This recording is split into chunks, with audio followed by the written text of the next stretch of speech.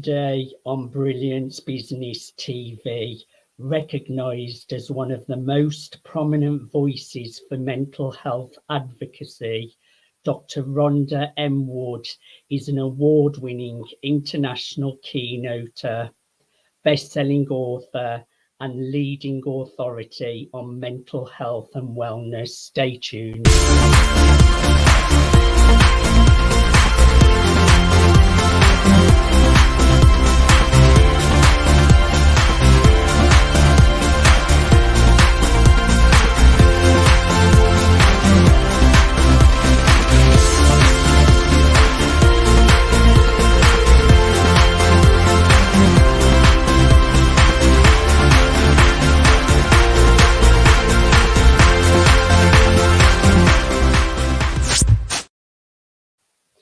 Welcome to Brilliance Business TV, conversations with leading experts in business.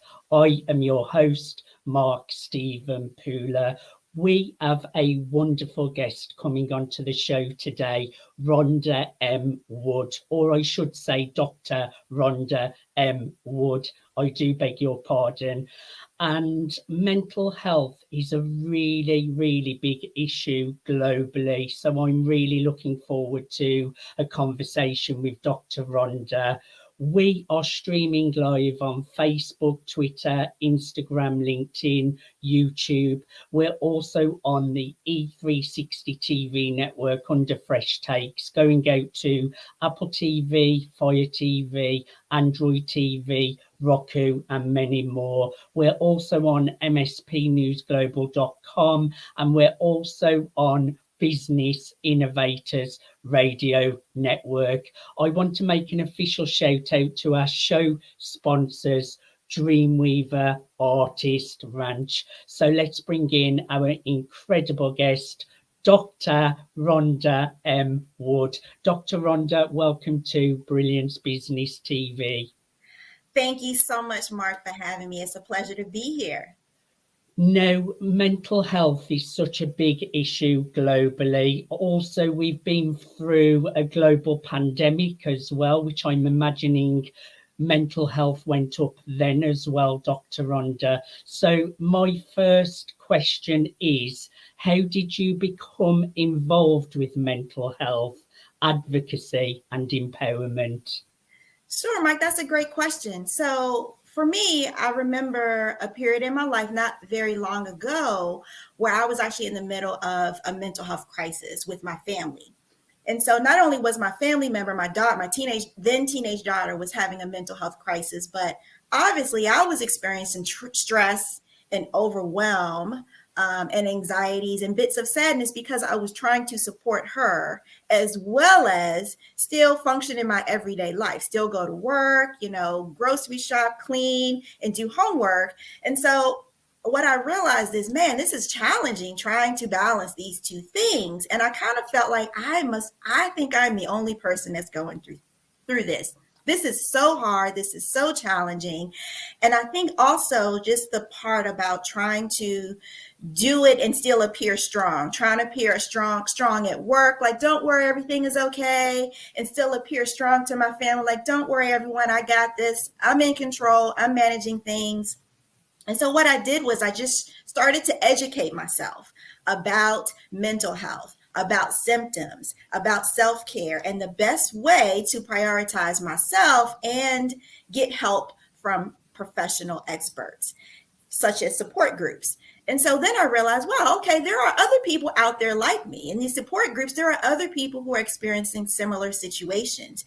And so at that point, I really wanted to make sure that I just wanted to become a prominent voice for mental health advocacy and working with corporations, because their employees may be experiencing, family crises or even experiencing things themselves, working with, maybe career professionals, working with schools who may have students who are experiencing mental health and working with communities. And I really wanted to help shatter these mental health stigmas and create mentally healthy environments and cultures.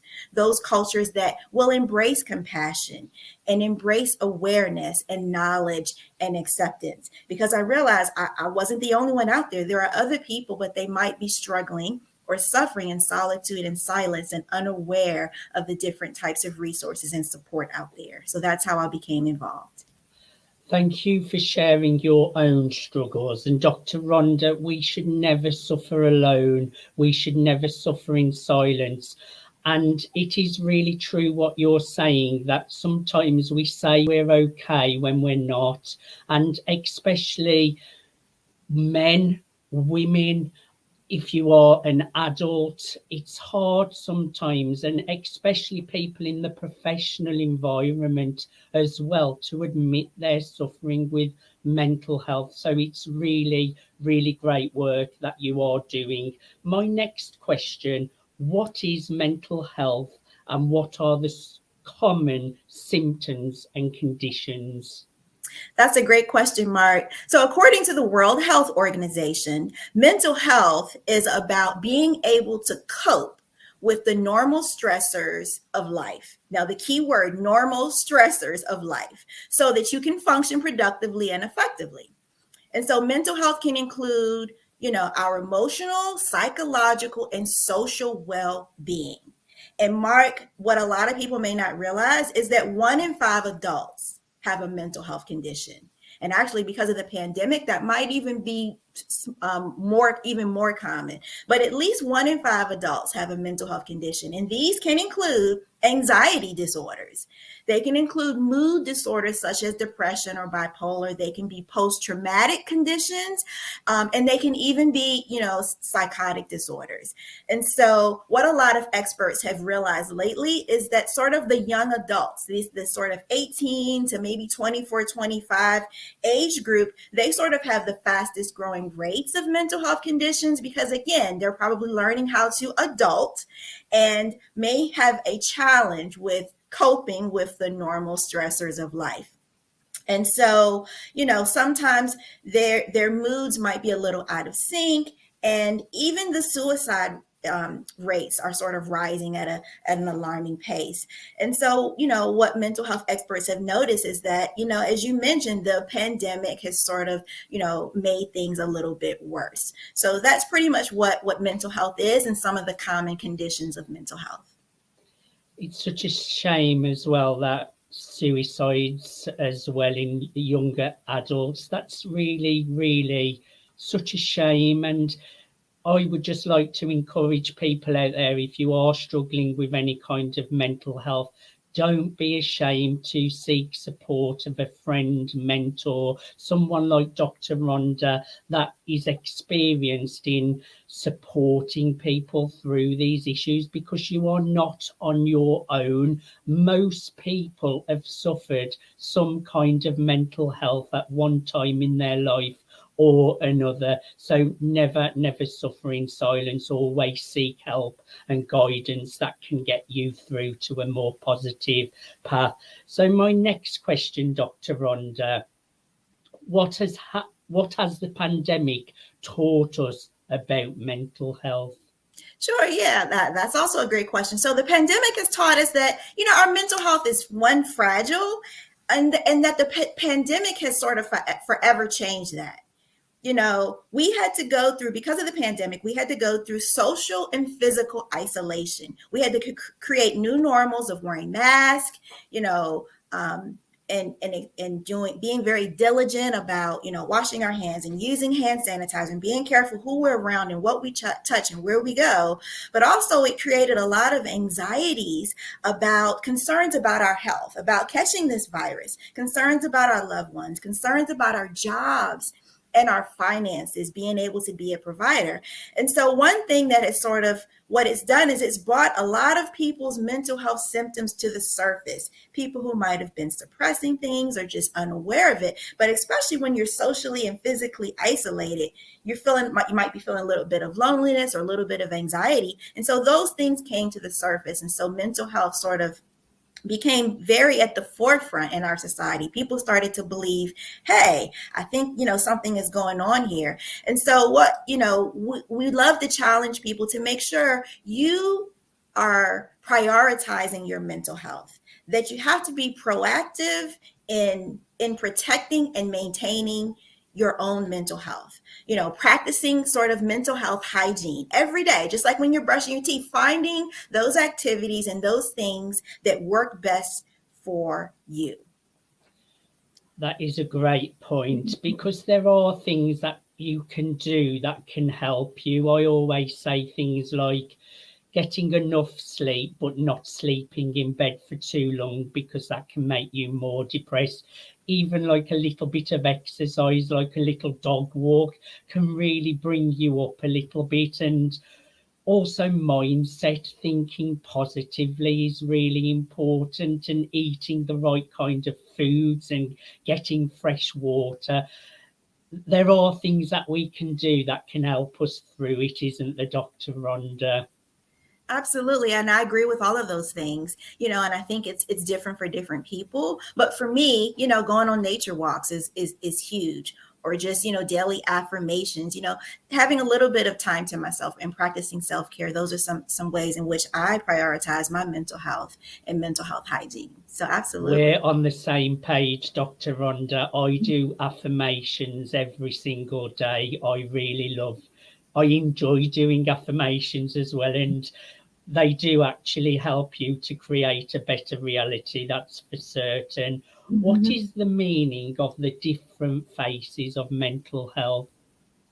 Absolutely. So Mark, mental illness, mental health conditions and symptoms, it has many different faces. So the mental health symptoms will look different from person to person. If you were experiencing, a mental health episode, if I were experiencing a mental health episode, it might look different on the both of us.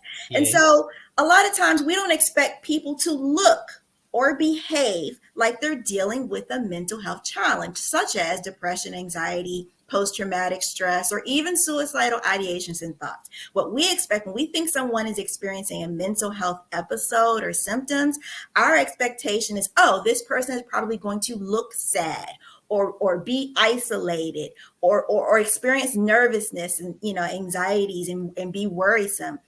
But there very well are people who are able to function. They are highly functional and they're able to still go to work. They're able to, still do the normal routines of life. They can show up with their head held high, a big smile on their face, and appears as everything is okay. When in reality and beneath the surface, they may very well be masking emotional pain. So those are the different faces. And as a great example, we recently had our Miss USA. Her name was Chesley Christ, and she was a former model, obviously Miss USA. She was a social justice advocate.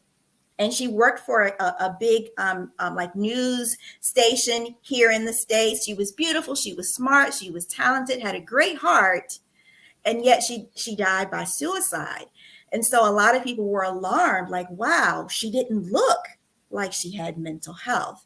And so that sort of brings home the point that it looks different from person to person. As a matter of fact, the last footage they had of Miss Christ was her sort of, she was at work and she was laughing with her coworkers. And I think they showed footage of her throwing snowballs and interviewing celebrities and things of that nature. And no one knew, I think maybe her mom and maybe, a few other people, but no one knew that she had that deep level of emotional pain. So that's sort of what's meant by that. And the reason why that's important, Mark, is because we have people like this in our environment. We have people like this in our family. We have people like this, as a professional. These people are in our workplaces. These are people who we manage. These are our students. These are our coworkers. These are our staff. And so it's important to know that, mental health looks different. And if an employee may be experiencing, a lack of focus or spending too much time away from their desk or having to take off too often, it's probably not behavioral. The same thing with a student, who might grades might fall, or, the important thing is to not look at it as a behavioral issue, or, or to sort of quickly think that the result needs to be a penalty or a punishment. I talked earlier about making sure that we embrace that culture of compassion and awareness, knowledge, and acceptance. That's so key. You never know what people are going through. And so the last thing a person who's experiencing mental health needs is to feel like they're being punished, when in reality, what they need is support. You made a great point, actually, about people committing suicide. We have a famous celebrity's dad here in the UK, and he committed suicide in the pandemic, and it was such a big shock because he was always the happy guy. No one had guessed that he was having mental health issues, exactly like the story you have just told. So it's really important that people are aware that you never know what is going on with someone. They may seem happy. So compassion is really, really important. Dr. Rhonda, I need to go to a commercial break, so please stay where you are. Thank you everyone for joining us for part 1 of Brilliance Business TV. We're in conversation with Dr. Rhonda M. Wood. Join us after the commercial break.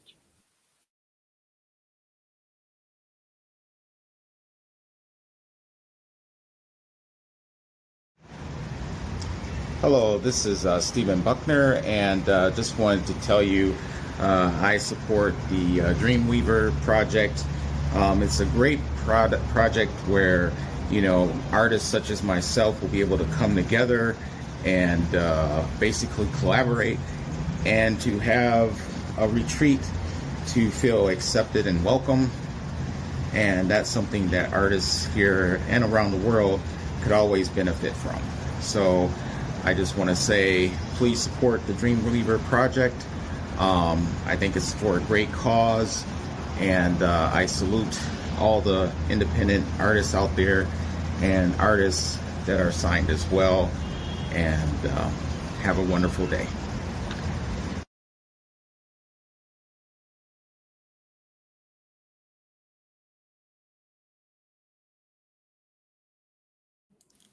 Welcome back to Brilliance Business TV, conversations with leading experts in business.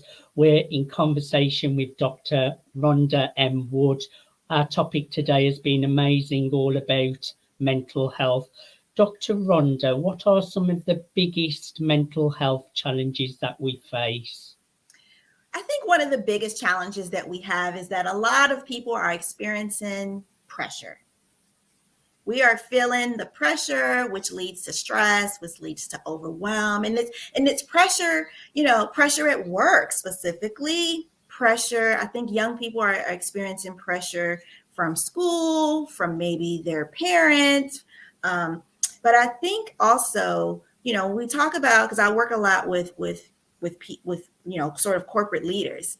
And I think there's pressure to perform, pressure to do a great job, pressure to try and be perfect, pressure to everything has to be right, pressure to make sure they're taking care of their family and being a provider. And so I think that that's a huge challenge. And I think what comes with that is that people are feeling this obligation. Oh, I have to always appear strong, especially in the workplace, because you feel like, wow, I worked so hard to get there. I got to prove that I belong there, and so we suppress emotions. We're resistant to be vulnerable or ask for help, for fear of being judged, the stigma of being rejected or being penalized or appearing weak. And sometimes we feel this obligation or this determination to succeed at any cost, despite what's going on in your life. Oh, I just got to keep pushing through. I got to keep going. And so we kind of neglect ourselves. And those are some of the things that lead to, the issues that we have with developing mental health symptoms. So I think that's huge. And I think corporate leaders need to be aware of those types of things so that they can, learn to manage more effectively. Yes, because like you mentioned, corporate leaders, it can be a very stressful position to be in, but just that it's so universal, isn't it, Dr. Rhonda? Mental health. It doesn't matter what business you're in. It doesn't matter where you are in the world. It is a global issue as well. So that's why it's so important we keep that compassion and really look out for each other and really support each other. But most importantly, I'm going to encourage everyone out there to never suffer alone. Reach out to Dr. Rhonda, get the support that you need, because there is always light at the end of the tunnel. You should never, ever suffer in silence. Now, Dr. Rhonda, we talk about the word stigma. What does it mean, and what is that? What's that impact? So yeah, so stigma is basically it's a response. It's sort of an outward form of discrimination when people are treated differently or denied certain rights or opportunities because they may be experiencing a mental health episode or have a mental health condition or show mental health symptoms. And so, for example, a person who is in the workplace, their boss might notice, man, this person is losing focus. They're distracted. They have difficulty concentrate. This latest project wasn't up to par. And so the reaction might be, oh, let me penalize them. Right. Or, again, a person, maybe former military veteran who might be experiencing PTSD might be denied an apartment or denied a certain type of job that they have applied for, a certain position, or might even be stigmatized in close social circles. Oh, I don't want to hang out with that person. They're always sad. They might bring us down. So stigma are sort of, thoughts and beliefs that we, impose upon other people because of, the mental health that it could be. And let me say this, mental health does not discriminate against anyone. No, I don't want anyone to think that they're above having mental health symptoms. It does not discriminate. It doesn't care your age, your gender. It doesn't care how many letters you have behind your name, how much money is in the bank, how much square footage your house is. yes. It can affect anyone from the classroom to the boardroom.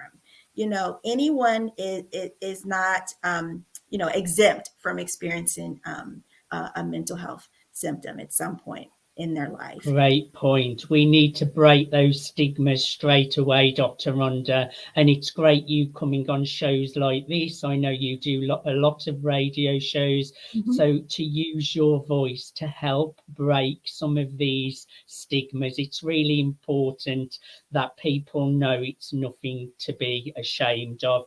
Now, how do you get help for yourself or others? And how can you show support for someone with a mental health condition?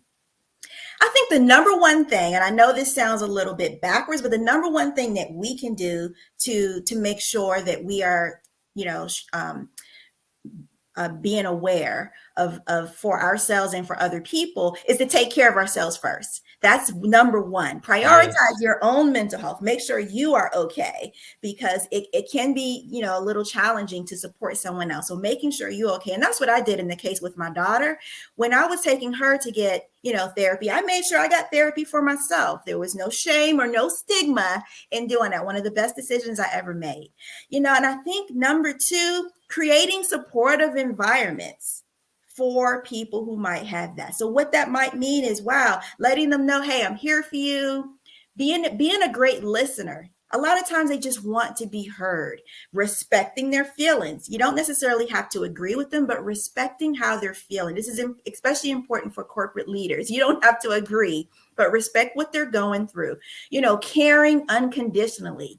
Offering resources and training, and in general, decreasing stigma, awareness, embracing compassion, advocacy, empathy, acceptance. I know a lot of corporations offer, employee assistance program, offering the opportunity for their employees and staff to get mental health treatment if necessary. But I think another really important thing is to check in on people.